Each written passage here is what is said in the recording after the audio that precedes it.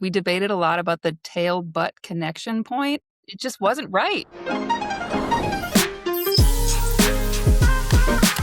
Hello and welcome to Outside the Fox, where we explore what's happening online and why it matters. I'm Kim Horcher. And I'm Steve Flavin. And if you've updated Firefox recently, you might have noticed a little bit of a glow up. We have an adorable new Fox mascot named Kit, who you actually got a little sneak preview of a couple months ago. Yes, I secretly got to meet Kit, and now the world gets to meet Kit. The Kit is out of the bag. And in fact, we had the opportunity to interview the brand team and unpack everything that goes into the creative expression and just all of the work and thoughtfulness that goes into something like this. Right, there's a lot more than I thought, so let's check out that interview. Hey, everyone. It's so exciting to catch up with you today. Just a little context for the audience. I used to be on the brand team, so these are my old colleagues. Do each of you want to give us a little intro? Yeah, I can start. I'm Mary. I'm a senior brand lead on the brand team. Steve and I have been working together at Mozilla on Firefox for years now. I think it's been 7 years for me. I'm based in Minneapolis and really excited to be on the podcast. I'm Jane. You could call me an honorary member of the brand team, but I sit on our UX side, thinking about how the brand intersects with product through our design system. I've been at Mozilla for 4 years now and really love everything we do here. Yeah. So let's just dive right in.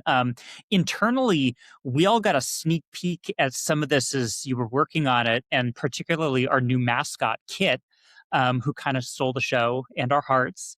Can you walk us through this brand refresh and the role that each of you played in bringing it to life?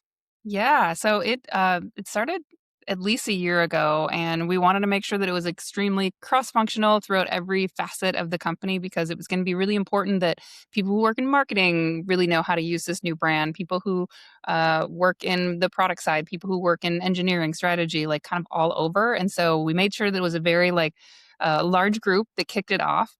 And the way that we wanted to do that was designing a brand that can really signify those things that we stand for. And so that needed to come to life in a spirit of being fiery about our mission and the things that we're doing for the betterment of the internet for humanity's sake, not for shareholders and all the greedy billionaires, so that we can be playful. The internet is supposed to be joyful and wonderful and funny and quirky and surprising. And it's starting to get kind of a little bit uncertain with the way that it's headed and all of the ways that it's hard to know how to trust it.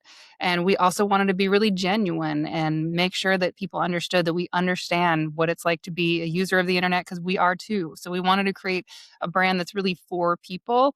And so everything that we did was with that in mind, of the betterment of humanity. And so the brand that we landed on is a brand that really connects with people at that emotional level, really reminds them that you can trust Firefox. It has your back. It has your best interest in mind. It's backed by a nonprofit foundation. And so it is all about fulfilling its mission, which is to keep the internet open, accessible, transparent, and free for all. And so that was really at the cornerstone of what we were trying to do with the new brand.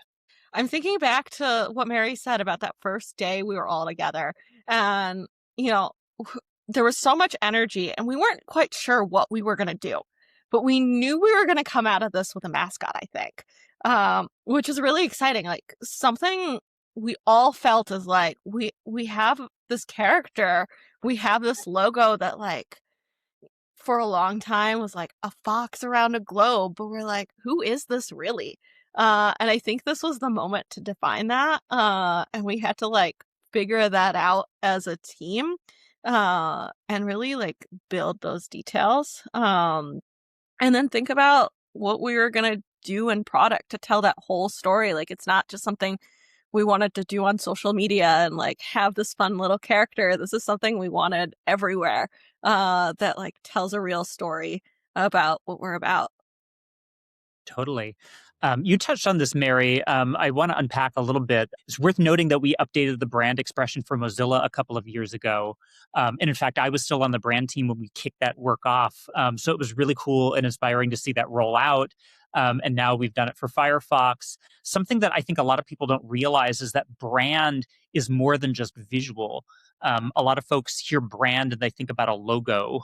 It's a little bit more nuanced than that. Mary, can you unpack that for us?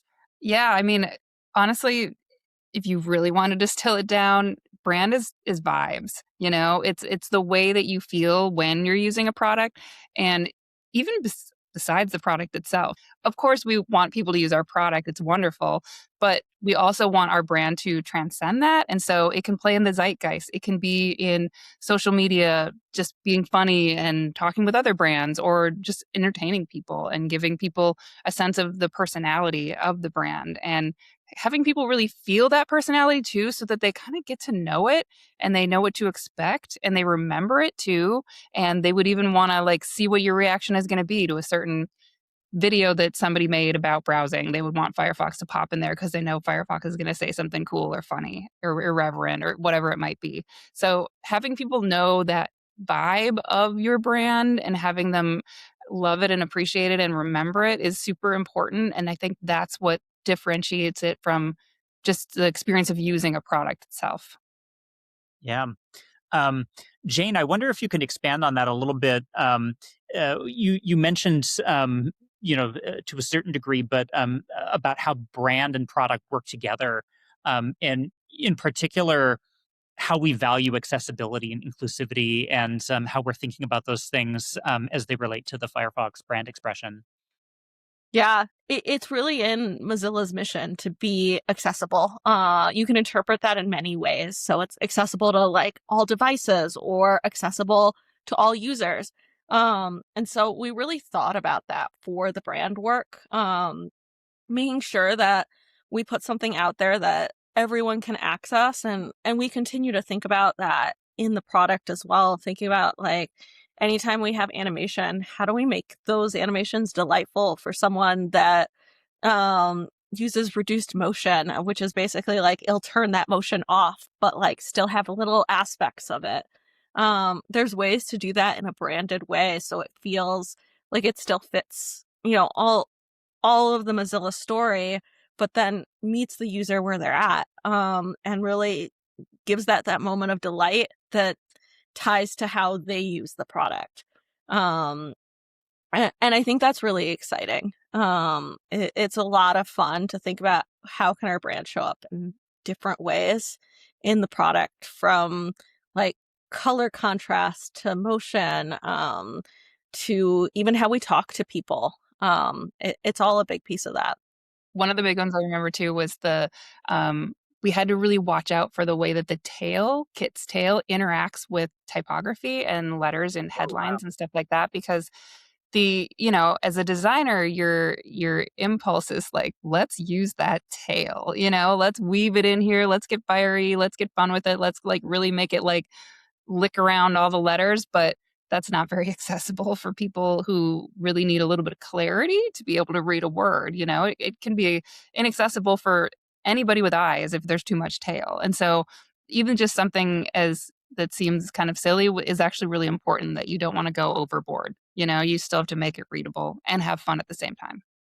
Yeah. Well, that's a great segue actually into circling back to Kit and talking a little bit about the process of creating Kit and maybe some of the key design decisions and, considerations. I'm sure you both have a POV on this, but do you have any, anecdotes or discoveries, learnings during the process? Jay, do you want to go first? I will. I will say I've never had so much fun in my career before. Like coming to work every day and thinking about how to like create a creature that's this cute, but also like has so much like importance and like story in every piece and every like movement and bend has never been more fun. Like I even like every day now as we discuss like how does Kit's head bend or like Kit's tail move, it's just a continual like delight. One of the ones that I thought was most hilarious was we debated a lot about the tail butt connection point and how sometimes it just wasn't right. It'd be too thick, Yep. skinny.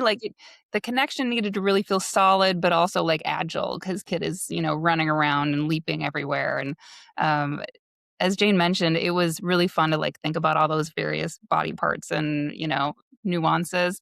And it was also interesting too, because JKR, the agency that we worked with, when we first started kicking this off to them, we'd initially gone like pretty blue sky. We were like, show us what you got. Like, what if you could just kind of redesign Firefox from the ground up? What would it look like? We always kind of knew we wouldn't go all the way, but we wanted to see what they had, just to see like where we would maybe need to like reel things back in. And they did go blue sky. They showed us things that I think they might have even shown stuff like without a fox, but then they showed foxes that were like, just an outline or a silhouette. They showed foxes that were very cartoonish, some that were more realistic, some that were like, oranger than others. I mean, there was just tons of variety there. They really like were creative with it and gave us a lot to work with. We ultimately decided to try to stay pretty true to our roots. Our logo is one of the most recognizable, iconic pieces of our brand identity. So we knew we didn't want to like walk away from our logo. And they definitely proposed logos that were wildly different than the one we're all familiar with. But we knew that our logo needed to stay because it's the thing that people can remember. If they're gonna go onto their phone or their laptop and go browse, they need to be able to like instantly see that logo, fire it up, and know that they're there. But if you change it, they might not be able to find it as easily again. So that's kind of a real risk to the product and the brand. So we wanted to keep the logo, but pull the little critter out of the logo and really like just see what it can do and bring it to life. And so that was super fun. And even having that constraint of the way the logo looked helped us understand that we wanted to stay true to it, but evolve it a little bit and see like how it could move and the shape that it would make. And we're still learning about like what does it look like to look at Kit from behind, for example. We just reviewed a drawing last week that was like Kit from behind, where it's like mostly tail and the butt, and then Kit's off, if Kit is trotting off into the sunset kind of a thing.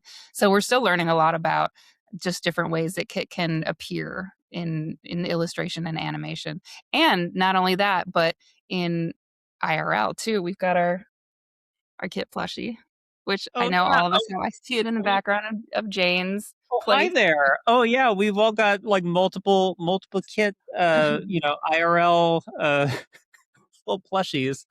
So it's also one of the ways that Kit can come to life, and we're working on making a mascot costume, which is going to be Yeah. awesome. It's looks a lot like this, but imagine like a A person giant who's one. like 5'9". Human Very size. ridiculous. I Yeah. love it. Speaking of logos, actually, you touched on this a bit. I love the current iteration of our logo, so I was delighted that we're keeping the logo, and it's sort of an extension of the colors, the gradients, the flavor that was already in our existing branding. There's actually another logo from 2019 that we don't use anymore. And I would love to officially address it in this video because I still see it pop up from time to time, like in press articles or even agencies that work for us, because they do a Google search and they find it and they think it's our new app icon, and it's not. They're very confused. What actually is this old logo, and why did we move away from it? Yeah, that was created back when there was an idea around trying to position Firefox as more of a parent brand over multiple products, which I think it could to a certain extent still be, but it didn't really leave room for Mozilla to still also be a parent brand over Firefox and over things like Anonym and other parts of our business that aren't necessarily have anything to do with a browser.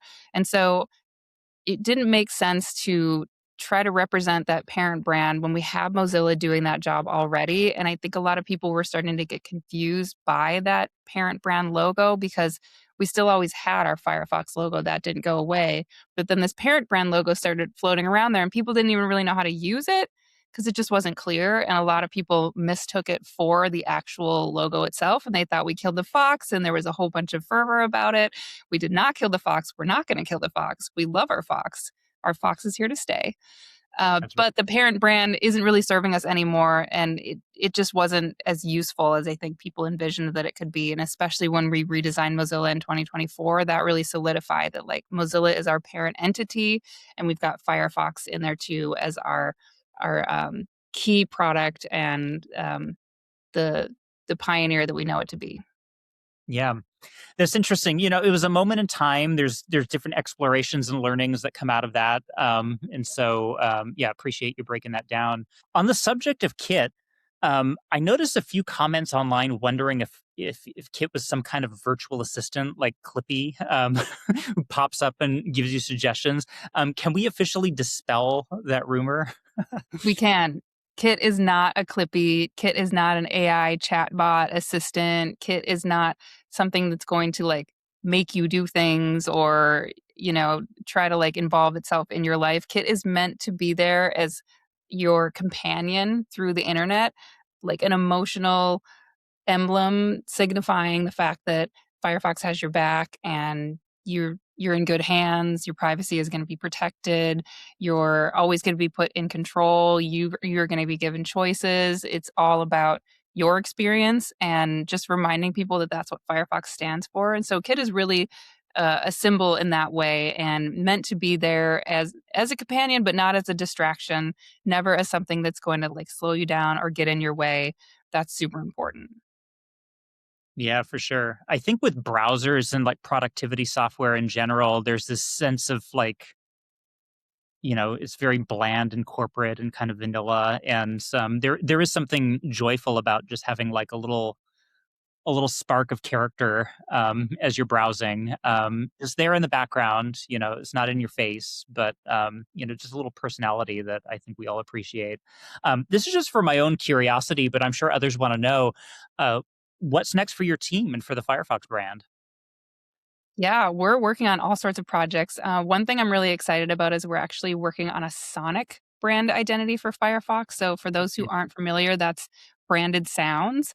So we're going to be engaging our community to help us build this. We're going to be asking people to submit sounds that remind them of Firefox, remind them of the internet, and then we're going to take inspiration from those sounds that people have submitted and try to come up with sounds that could represent things like Kit making a noise, for example. What does Kit sound like? Our logo itself, and the logo like spins or, and any sort of animation with the logo. Also, a notification sound if people were to enable notifications. There could be lots of different avenues that we could explore with it. So I'm really excited for that. Then I'm also excited for a mascot costume to appear. That's going to start hitting our social channels pretty soon here. It's in the process of being sewn up right now, and it's been fun to see like the work in progress photos.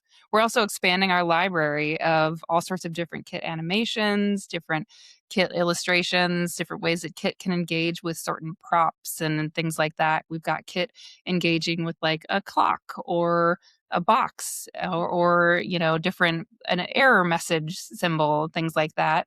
So it's been really fun to just explore what Kit can do and what's like too much and what's not enough and turn the levers up and down and really get fun with it.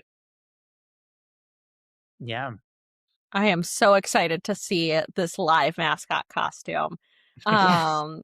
I think there's a couple things coming up that are next on the product side. So we are doing a refresh of how the brand actually shows up in the product. So you'll start to see more Kit in there, but also we have a little bit of a bigger project. It may have leaked a little bit. You may have heard of Project Nova. But we'll come out with more information soon. And you can also, part of Firefox being open source, you can also check out some of the bugs we're working on. There's a huge history of that. But we're really going to infuse the brand into the work, thinking about how Firefox is showing up, how we use color, how the language sounds, and then make sure that our navigation is clear, our menus are clear, and just lots of work to set us foundationally forward, especially as we continue building new features. Well, that is a great note to end on. And unfortunately, that's all the time that we have, but we really appreciate your time. And it was so much fun to catch up with both of you. Thanks, Steve. This was awesome. So much fun. I really hope everyone loves the new brand as much as we do. Yeah, thanks so much, Steve. This was amazing to talk about. Really excited about this work. Bye. And we're back. That was a great conversation with the brand team. That's right. Well, what did you learn in that conversation? I learned there's a lot more intentionality to all of this than just looks alone. Yeah, indeed. And what we really want to know is what you think of the brand refresh. So let us know in the comments. And don't forget to subscribe and download Firefox because it's the best. We'll see you next time.